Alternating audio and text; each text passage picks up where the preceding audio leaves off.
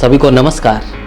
मैं संतोष सीबी गुरु चैनल में आप सभी का आज फिर से स्वागत करते हैं और आज हम एक नए विषय के साथ जुड़ने जा रहे हैं और आपसे मेरा एक रिक्वेस्ट होगा कि आप हमारे इस वीडियो को अंत तक जरूर देखिएगा, क्योंकि मैं अंत में एक ऐसी ज़रूरी जानकारी दूंगा जो इस वीडियो के अंत में ही वो आएगा। मैं ऐसी ज़रूरी जानकारी देने वाला हूँ जो अभी आपके लिए बहुत ज़रूरी होगा। आप जहाँ रह रहे हैं वहाँ के लिए बहुत ज़रूरी होगा, तो आपको वीडियो पूरा देखना चाहिए। मुझे ऐसा लगता है वीडियो पूरा देखिएगा ज़रूर और जानकारी को लीजिएगा ज़रूर। तो आज मैं जो बात करने जा रहा हूँ आपसे, और वो है ये कि शायद आपको पता नहीं है, आप इस चीज़ से अनजान होंगे कि भारत में कोरोना वायरस के बाद एक और नए वायरस और बैक्टीरिया का खतरा मंडराना शुरू हो चुका है। और शुरू हो चुका है, यही बात आपको नहीं पता। आपको ये भी हम आपको बताना चाहेंगे, ये भी बता दें कि सिर्फ शुरू ही नहीं हुआ है, अब तक भारत में 100 लोगों की जान भी जा चुकी है। आपने बिल्कुल सही सुना है, ठीक सुना है, 100 लोगों की जान जा चुकी है। और ये जो बीमारी है, ये बीमारी का नाम है एईएस मतलब एक्यूट एन्सेफेलाइटिस सिंड्रोम। वैसे अगर इसको अगर हम सामुदायिक नाम से भी जानते हैं तो इसका जो नाम है वो चमकी बुखार है, चमकी बीमारी है। और ये इतना खतरनाक है, इतना डेंजरस है कि अब तक हम बात करते हैं, बहुत पहले से ये चला आ रहा है, लेकिन अभी प्रकोप फिर से बढ़ गया, क्योंकि ये इसी मौसम में आता है। मई जून जुलाई के आसपास ये आना शुरू हो जाता है और नुकसान जो पहुँचाता है वो 3 महीने से लेके 15 साल तक के जो बच्चे होते हैं उसको ये सबसे ज़्यादा नुकसान पहुंचाता है। और नुकसान इस हद तक पहुंचाता है कि यदि किसी को एईएस हुआ है यानी चमकी बीमारी हुआ है तो होने के कुछ ऐसे लक्षण होते हैं जो दिखाई देते हैं। और लक्षण में स्पेशली अगर हम बात करते हैं तो ये जो बैक्टीरिया वायरस टाइप का जो फंगस है, ये उस बच्चे में जब वो प्रवेश करता है तो प्रवेश करने के बाद उसके शुगर और सोडियम, ये 2 चीज़ यानी शुगर और सोडियम के जो लेवल होते हैं बॉडी में हमारे, उसको एकदम अचानक से नीचे गिरा देता है। और अचानक जब नीचे गिर जाता है तो बच्चा जो होता है उसको मतलब शरीर में उसका जो ग्लूकोज है उसका आवागमन कम हो जाता है।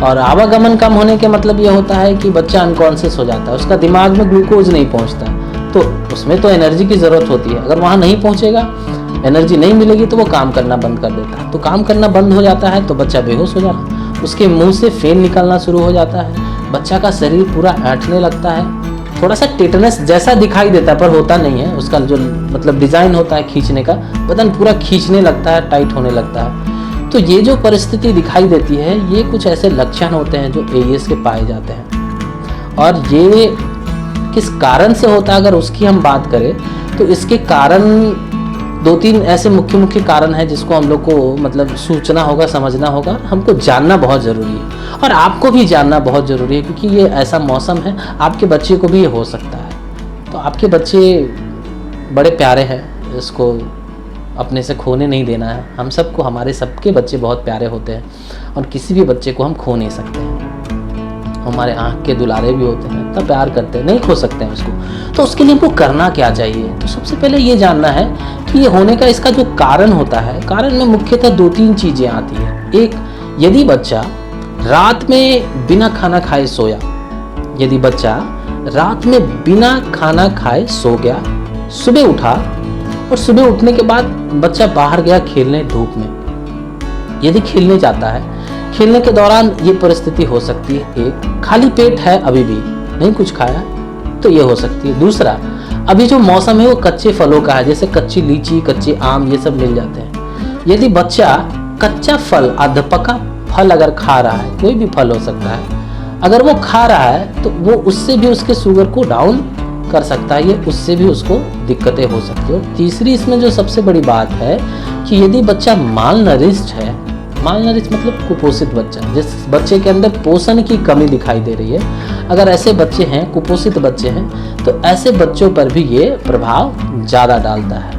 और ये 3 मुख्य ऐसे कारण हैं चमकी बीमारी या बुखार होने का। रोकथाम की अगर हम बात करते हैं तो रोकथाम के लिए सबसे अच्छा तरीका है कि इसमें क्या करना चाहिए। ये हम अगर समझें तो क्या करने में ये हो सकता है कि सबसे पहले अगर आपको पता चल रहा है कि बच्चे को इस तरह की बीमारी हुई है, ये जो चमकी बीमारी या बुखार हुआ है, आप लक्षण देख पाए जो मैंने आपको पहले बताया, यदि लक्षण उसमें दिख रहे हैं तो आपको तुरंत सबसे पहले हॉस्पिटल फ़ोन करना चाहिए, बिना देर किए हॉस्पिटल फ़ोन कीजिए और फ़ोन करके उस बच्चे के बारे में, उसके जो लक्षण है उसके बारे में इन्फॉर्म कीजिए, तुरंत उसको हॉस्पिटल ले जाइए ताकि उसकी जान बच सके। दूसरा आपको ये काम करना है कि हॉस्पिटल जाना तो है ही, लेकिन उससे पहले यदि बच्चा बेहोश नहीं हुआ है, आधा बेहोश है, तो यदि आधा बेहोश है तो उसको आप ये कर सकते हैं कि उसको ग्लूकोज का पानी दे सकते हैं, ORS दे सकते हैं। यदि ORS नहीं है तो गांव में चीनी ज़रूर मौजूद होता है, समुदाय में चीनी होता है, हर घर में चीनी होता है उस दौरान,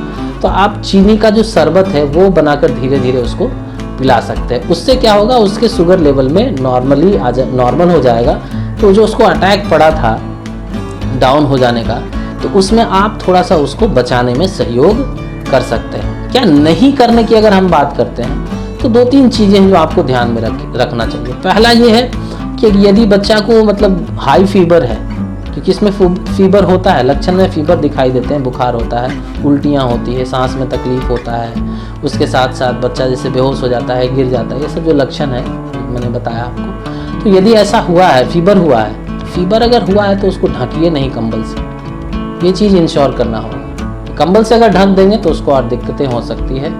बच्चा अगर बेहोश हो गया है तो उसके मुंह में चम्मच वगैरह मत डालिए। बहुत हम कम्युनिटी में जानते हैं, चम्मच डाल के कोशिश करते हैं कि बच्चा का दांत जो है, दांत पे दांत बैठ जाता है ना, तो हम चाहते हैं कि उसको हम निकाल दें, तो निकाल देंगे तो वो ठीक हो जाएगा। उसके नाक को बंद कर देते हैं ताकि इसका सांस लेने में जो दिक्कत हो रहा है वो खुल जाए, बोल दे। तो ये छोटी छोटी चीज़ें हैं ना, ये समझना बहुत ज़रूरी है। अगर हम नहीं समझेंगे ना तो दिक्कत हो सकता है, ये बहुत दिक्कत होता है। ये चीज़ें हैं जो हमें नहीं करनी चाहिए। और उसके साथ साथ आपको ये देखना है कि अगर बुखार है तो आप कपड़े को पानी में भिगा के उसके शरीर को आप पोंछते रहें, उसके सर को आप पोंछते रहें, उससे भी उस समय आराम उसको मिलेगा। लेकिन आराम मिलने का ये मतलब नहीं कि आप घर पे ही ट्रीटमेंट करना शुरू कर दें, आप खुद से डॉक्टर बन जाए, नहीं, आपको डॉक्टर के पास ले जाना होगा। अगर आप नहीं ले जाते हैं डॉक्टर के पास तो इसमें बच्चे की जान चली जाएगी। तो अभी जो मैंने आपको बात बताई वो चमकी बीमारी, चमकी बुखार के बारे में बताया कि अभी भारत में ये जो है बहुत तेज़ी से बढ़ना शुरू किया है, और ये हो सकता है कि कोरोना के बाद ये और भी ज़्यादा बच्चे को प्रभावित करे। कोरोना के साथ साथ ये ऐसे में भी बच्चे को प्रभावित कर रहा है, तो ऐसे में एक रिस्क है, ये रिस्क हमको कवर करना होगा। और कवर के लिए हमको जानना होगा लक्षणों को, कारणों को और बचाव के तरीकों को। ये 3 चीज़ अगर हम जान लिए तो हम बच्चे को बचा सकते हैं। तो आज के वीडियो में दोस्तों बस इतना ही। आगे हम फिर से एक नए वीडियो के साथ आपसे जुड़ेंगे, आपसे मिलेंगे और आपको नई नई जानकारी हासिल कराते रहेंगे। तब तक के लिए मैं चाहूँगा आप मेरे चैनल को सब्सक्राइब कीजिए, लाइक कीजिए, शेयर कीजिए, और प्लीज़ आपसे रिक्वेस्ट है, मैं फिर से रिक्वेस्ट कर रहा हूँ आपसे, मैंने पिछली वीडियो में भी आपसे रिक्वेस्ट किया था कि आप अपने कमेंट्स हमें ज़रूर शेयर करें। जो भी आपको लगता है आप शेयर करें, ताकि हम और बेहतर वीडियो, बेहतर जानकारी, बेहतर सूचना आप तक हम पहुंचाते रहे। तब तक के लिए आप सभी को बहुत बहुत धन्यवाद वीडियो देखने के लिए। सभी को नमस्ते, जय हिंद।